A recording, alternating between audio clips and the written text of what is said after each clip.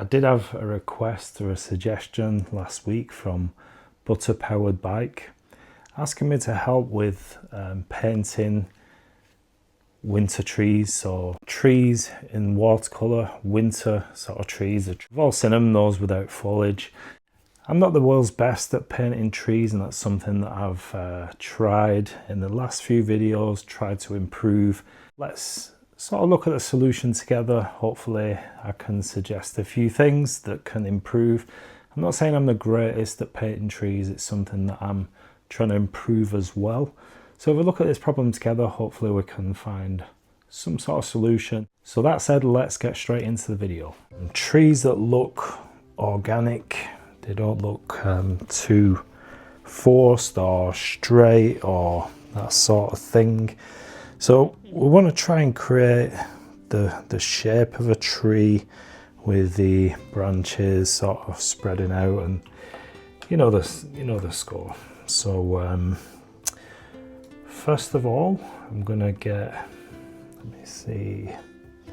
Okay, we're gonna start with a big-ish brush. You can see a squirrel mop, and it's a size 10, whether that being a size 10 in the brushes that you have, I'm not sure. I know different brands, I've said it before. Different brands, the same number means completely different things.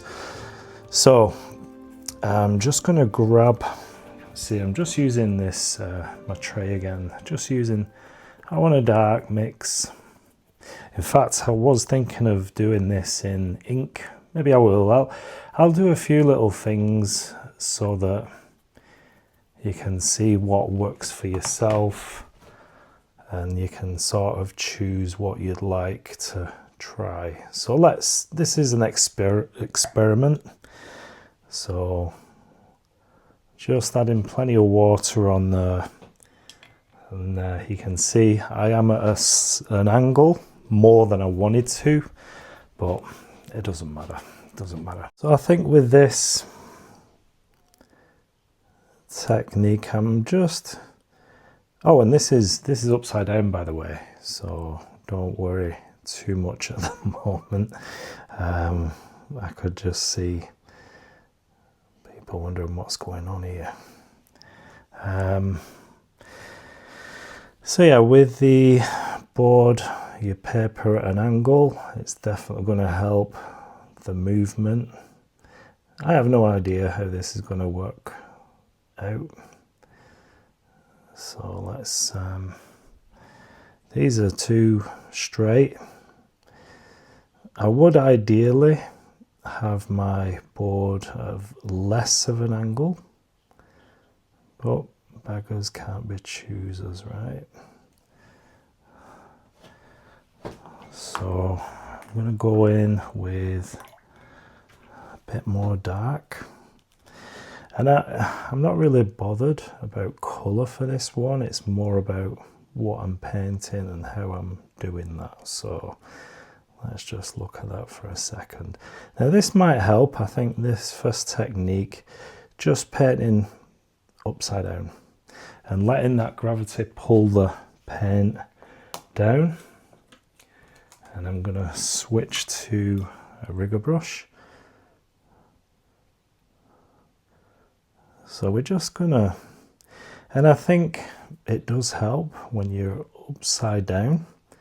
When you're painting something upside down, it doesn't make sense to you what you're painting, and you're not overthinking anything because you're painting this thing and it's upside down. So you can't see it for what it is. It distorts your sort of mind towards it. It's not a fair representation of what you're painting. And then hopefully when you do turn things the right way up, things will make a bit more sense. That's the idea. So let's, fingers crossed. I'm doing this, I ain't a clue. If you don't see this video, it didn't work out. I made a complete disaster out of it and scrapped it and painted something else instead. So yeah, let's just go in and have fun. Okay. So there's one. I'm going to go along the other side and I'm going to do another one this time. I'm going to use a slightly different colour. Let's just see what happens with this one. It could be, let's see if we can get some interest. So obviously this is the bottom of the tree. I'm just, you know, really relax your hand. You're painting with your fingers now, so just move your fingers slightly. Can you see that movement? And that's all I'm doing, just slightly. And I'm using a bigger brush. This is for the main sort of trunk. I'm going to use the rigger now, and this is just a size 2 rigger. I would like some bigger sizes in the rigger, but just not thinking about it, just going quick, using different pressures on the brush. So you can go in, you can be careful with some strokes, and you can just come in and do this sort of thing. It's all good. And you can see the bead, so the wet little areas where the paint has puddled up or pooled together. I'm just using that to pull down some branches. Okay, so I really don't know how this is going to look, but I'm going to let it dry and then see where we can go from there. So hopefully this is making sense. Quite easy so far, I'm hoping, and we'll see what sort of result we get when we come back. It just takes about 5 minutes just to get things nice and dry, and then we can assess what we need to do next and go for it from there. So my original plan was to do a live stream today, being Tuesday. That's what I like to do normally. But I do apologise, life sometimes happen. I wasn't too well yesterday. In fact, I spent most of my day sleeping. I was in bed for most of the day, extremely fatigued and just not feeling too good. I had a bit of a migraine as well, so anyhow, that's life. Sometimes things happen without any expectation. It takes us by surprise, and these things happen, and hopefully I will look into doing another live this week. So I'm just adding some darker mix now. I just want to add a little bit more interest to these trees. So you got some of the trunks are darker than others, so it gives that little effect of a trunk being, so they're not all on the same level. Some are behind, some are in front, that sort of thing. And yeah, just using the rigger now just to pull some branches, and you just got to relax with the brush strokes and just don't think too much. And that's one of the reasons why I started these paintings upside down. A lot of times when you paint upside down, you don't put too much thought into it, and it's a really good exercise if you want to sort of loosen up and not think too much, because I think that's the main key for overcoming some of our struggles in watercolour, is just thinking too much and planning, just overthinking things. And so I'm hoping that this is something that you'll find useful, and I really do appreciate you for this suggestion in painting trees for butter powered bike. I hope this does answer some problems, and if this doesn't work, I do have another technique after these two little samples, so hopefully you stick around and watch that one as well. So there's a few different options you can use, but using the technique of painting upside down is a really helpful tool. It does help just to stop overthinking. Now this one I'm just going to go in with some darker tones again, just define a few of those thicker branches. And you don't have to be too careful, just relax your hand, don't paint too stiff or too perfect. There's no trees that are perfectly straight, so it would be nice to just relax and have fun and enjoy the process. And yeah, I just hope this one really does help. It gives you a different idea anyway, and a lot of times we've got to try these. We've got to think outside the box. We've got to try different techniques, different things, and that can be what helps us to overcome those struggles.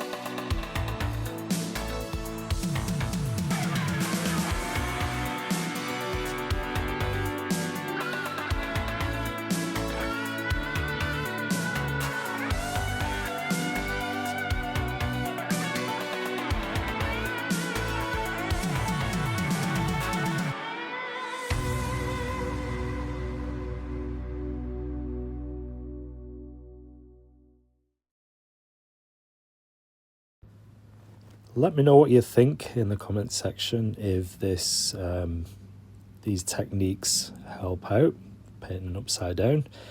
And then I just want to show you this next technique. It's quite different. Maybe you've seen this before, maybe you haven't. But I'm just starting off with a bit of dark colour and plenty of water. This is actually this is hot press paper, so it's more of a smooth texture. So I will be using some pen as well, but I'm just using a straw just to get with plenty of water, and then just blow on the pigment and it just starts spreading, and you have no control really, just a little bit on the direction where the paint flows, but that's pretty much it. So it does give you this nice organic tree looking limbs. And so this is something that you can try as well. So just adding a little bit more paint, a bit more pigment, and dropping more water on there, and then just giving it a nice good old blow, and then see where that takes us. And then once I've done this, I will be adding some darker. Well, I'll be adding some ink because of the smooth paper. And then just highlight a few of the trunks, separating a few of those so it gives more interest. So that's another idea what you can try. It is quite fun. You can see just having a good time there. And it gives you an excuse to get a takeaway. This is from McDonald's, this straw. So I did save the straw from that, and yeah, just planned on doing this in this little watercolour study. like I said, just choosing a few random branches, limbs, that sort of thing, just to go darker, so it puts the limbs one in front of the other, gives a bit more life to it and a bit more realistic, I suppose. And it just makes a nice pattern. Using the straw, you can get these really nice effects. And even if you're not painting trees, you could just do this and colour the sort of shapes that you get inside the marks. So with the pen now, this is a fine liner pen. This is 0.8, so I want it quite thick because I want to cover a fair bit of this tree, and I'm even pulling down, so I've got a few roots coming off the pigment. So just touching here and there through my pen there, just strengthening some branches, getting more definition. And I do like using the pens with watercolour paints. It does help, especially if you're not convinced with an area, if you want more definition, then that sort of thing, it does really help. It can pull you out lots of trouble. It does with me. And that's it. These are the 3 little studies that I've done. Hopefully you do find this helpful. And if not, just something quite interesting, something that you could try yourself if you are finding things difficult painting trees, winter trees, then why not give this a go? Thanks ever so much for watching. I do appreciate you. Thanks for the comments and likes, and I'll see you in the next video. Bye bye.